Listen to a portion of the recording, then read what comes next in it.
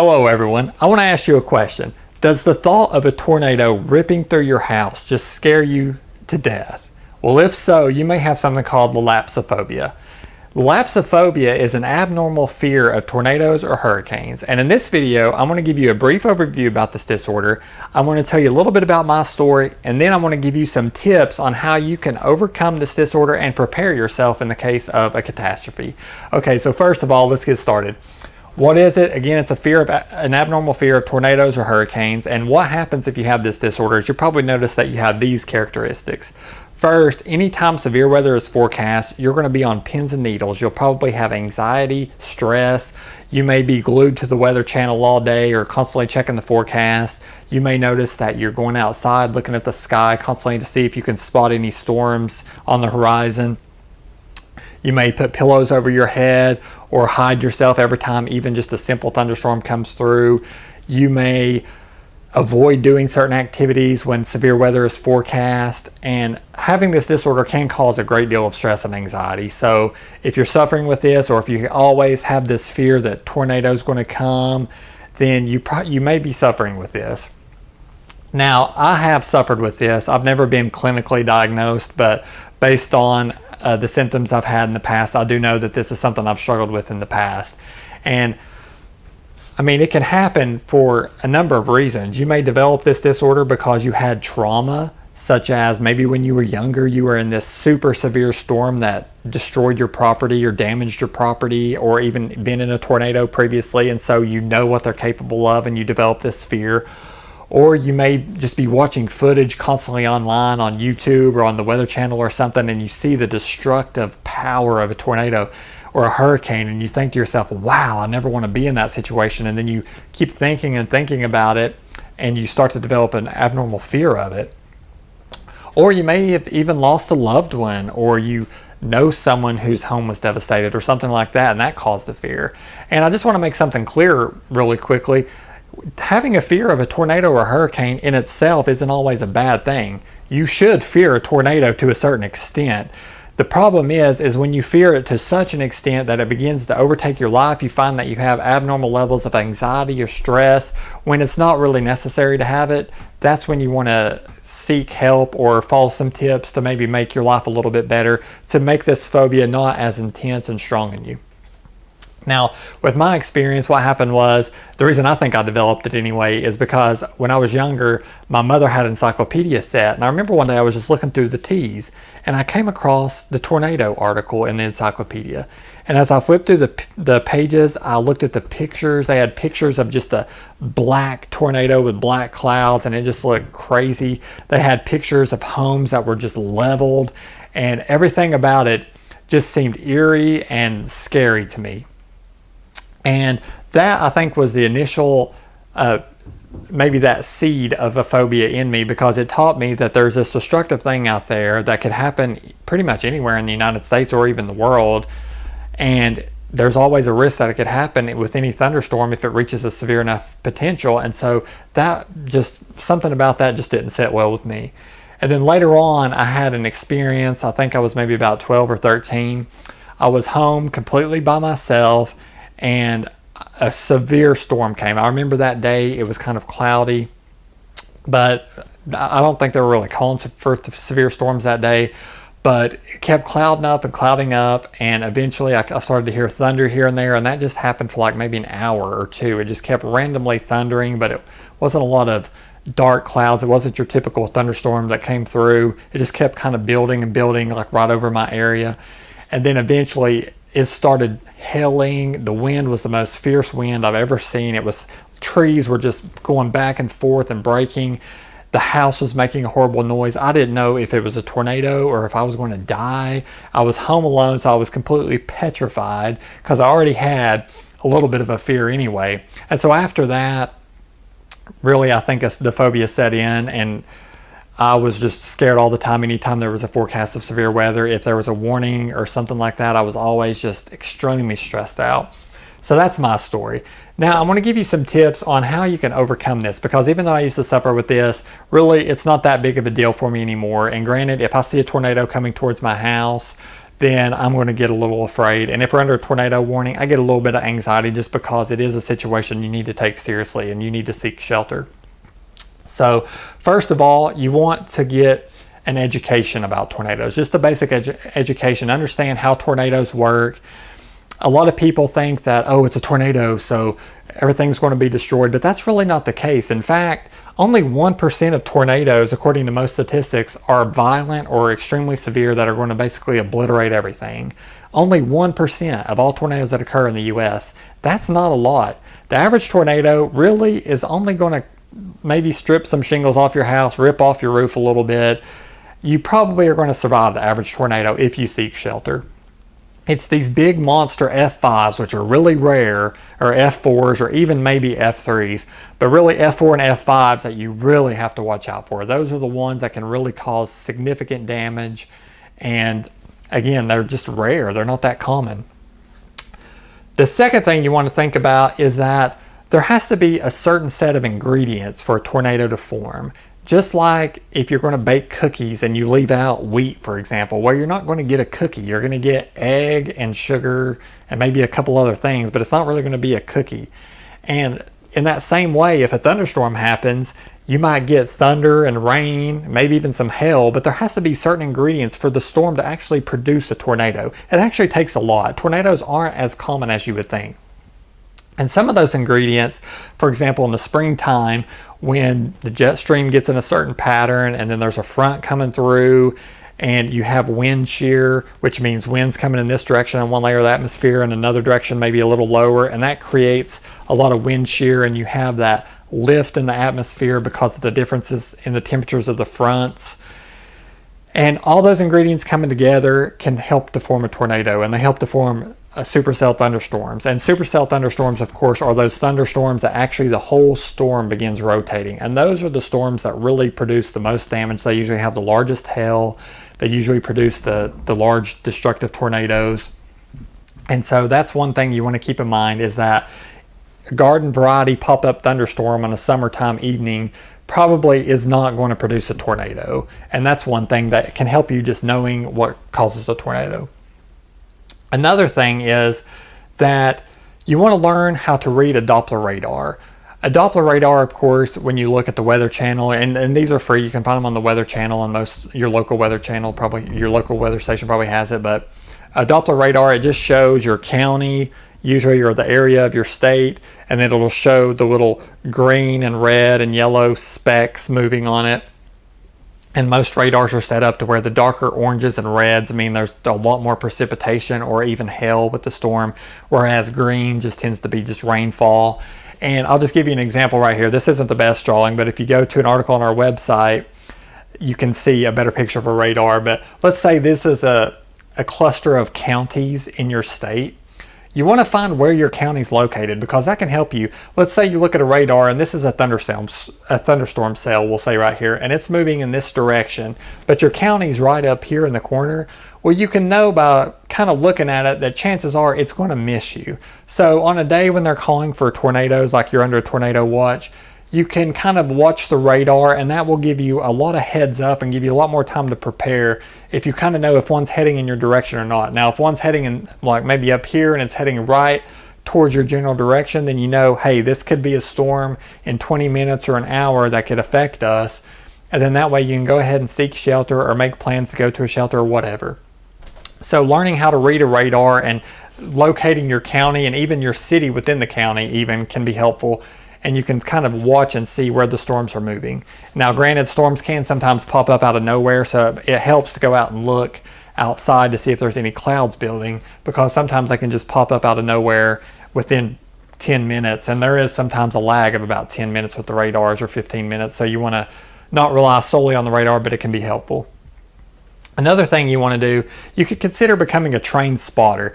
And usually the weather service, the government weather service will hold trained spotters seminars or little courses, and you can go, and usually they're either free or very low cost, and they'll teach you how to actually look for a funnel cloud and what to look for when a storm comes. And that can be helpful, because a lot of times when a storm's coming, the thunderstorm will produce outflow and air will kind of flow out, and you'll create these scud clouds or just the outflow of the front of the thunderstorms. And these clouds can be low to the ground, and they're typically very ominous looking. They'll be dark and they'll have all these vivid shapes, and sometimes they'll kind of hang low, and it can look like a funnel cloud, and that can kind of stress you out.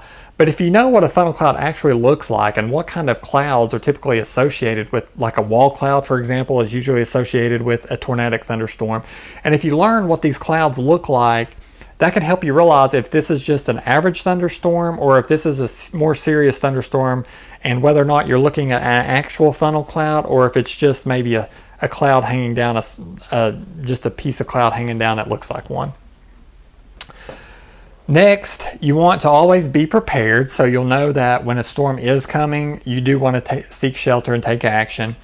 You can check the NOAA.gov, NOAA.gov website. They put out a really good forecast of tornado statistics. And I know the Weather Channels came out with something called a Torcon, and they show that. But the NOAA thing's also good, and it shows you just a general range. A lot of times it'll be, they'll have an area that's 2% risk of tornado, and that's not really that much of a risk, but it could happen. And then they'll have the 5%, 10%, 15%, or even sometimes they'll roll out the high risk area. So if you're having a set of thunderstorms in your house, go and check that NOAA thing, and you'll see if and they'll tell you, are those ingredients there? Is there a high risk for tornado formation? And chances are, a lot of storms that you're going to get, they're not going to have a high probability. Another thing, and you want to check the Weather Channel and the local news too on days when severe weather is forecast, because that'll help you see if storms are moving in your area, how long the severe weather should last. A lot of times severe weather will hit in the afternoon or early evening. It may even last sometimes till 11 or 12 or 1 o'clock at night. After that, storms tend to weaken because they lose that daytime heating. Another thing you want to watch out for is know the difference between a watch and a warning. What is a severe thunderstorm watch? All that means is, hey, a storm may happen later that could be severe. Or a tornado watch just means there's going to be some storms in your area possibly, and some of those could reach the potential of a tornado. That's all a watch means. It just means keep an eye to the sky and know in the back of your mind that a tornado or a severe thunderstorm or whatever could happen. A warning means that there's a tornado in your area, that either the Doppler radar is showing some circulation in the storm, or a train spotter has seen a tornado or a severe thunderstorm, so take cover. And one thing I want to point out about tornado warnings, we've had numerous tornado warnings in our area. We've only had, out of all those warnings, I would say probably hundreds of warnings, only 1 or 2 that actually touched down in my area. So you want to keep in mind that a warning does not mean a tornado is coming through and you're on the brink of death. A tornado warning just means at some area they're seeing circulation, so take cover just in case one's forming or is on the ground. Now, again, a thing you have to keep in mind, there might be a tornado warning for your whole entire county, but only a small portion might be clipped by that storm, or maybe only half the county. In other words, if there's a tornado for your county, it doesn't mean your whole county is going to be literally leveled off the ground by a tornado. It just means that a little dot of a tornado, for example, may just be a little trail like this, and you don't have to worry about it as much, but you want to seek cover, so don't think automatically just because there's a warning that you're going to be dead. That's something I used to stress out about. Every time there would be a warning, I would think, oh no, what am I going to do? We're going to have a tornado, But in fact, it really usually doesn't happen that way. And even the times we did have a tornado touchdown, it didn't affect my house at all. And so another thing is a weather radio. That can help you be prepared. And weather radios are pretty inexpensive. You can usually get them for about $20 to $40. And they will usually kick on automatically, and you can adjust them and program them for your specific county or city. And they'll usually come on automatically in the middle of the night. That can help you sleep a little better. Another thing you want to do to be prepared is find a location in your home and or your business and or your school where in the event of a tornado actually occurs, you can get to that place and it's the best place for safety. Where's that at? In a home, you always want to get, first of all, to the lowest level. Why? Because typically the roof is the first thing to go, right? And then the walls after the roof, if it's a strong enough storm. And then after that, the flooring will take off. And then if it's really strong, some of the walls of foundation may come down as well. But you want to get to the lowest level to prevent injury. That means for an average house, if you have a crawl space or basement, that's where you want to go. If you only have a slab foundation, then you want to take step number 2, which is get to the interior room. That's going to be probably a bathroom or a closet or something where the room has its own walls in the center of the house as much as you can. And the reason that is, again, is because if the roof goes, the next one to go is usually interior walls. And I've seen a lot of footage where the whole house will be obliterated, but there'll be a little bathroom standing because it was an interior room. So when they're saying to get an interior room, it's just because statistically speaking, that's going to be your best bet for survival. So the lowest level of your home and then an interior room. If you do have a basement, you want to get something to kind of put over you in case debris falls down, or if you have a stairwell, you might want to get under that stairwell in your home and under your basement. That can help protect against some debris. So people recommend that if you go in the basement to put a table or mattresses over you. Some people have survived in bathtubs, believe it or not. I've heard a lot of stories of people surviving tornadoes in bathtubs. And finally, you want to get out of mobile homes. Don't stay in a mobile home. And I remember when there was a tornado outbreak in 2011 in my area, there was an F3 tornado that touched down. It destroyed many houses. And I remember one of the neighbors the next day that had survived was talking on the news, and they said, and their neighbor had passed away in the storm. He had a mobile home, and he was sitting on his porch, and he said that day to the neighbor, he said, if the good Lord wants to take me this day, then he can take me. Well, he took him because he died that night in that tornado, and he was in a mobile home. And I'm a Christian, but if a tornado's coming, I'm not going to say, well, good Lord, if you want to take me, I'm going to seek shelter. And that's what I'd advise you do too.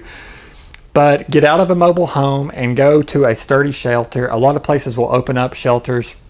I know that hospitals, for example, I remember when that F5 tornado came through with Joplin, it moved the whole hospital off its foundation a few inches, and it blew out a lot of windows, but the building still stood. So one tip is you can kind of think in mind, if you have a mobile home, try to think of if there's a local shelter that opens up during severe weather, or think of like a really sturdy building, such as a hospital or some other facility that may have itself available there that you could go in temporarily while the threat passes.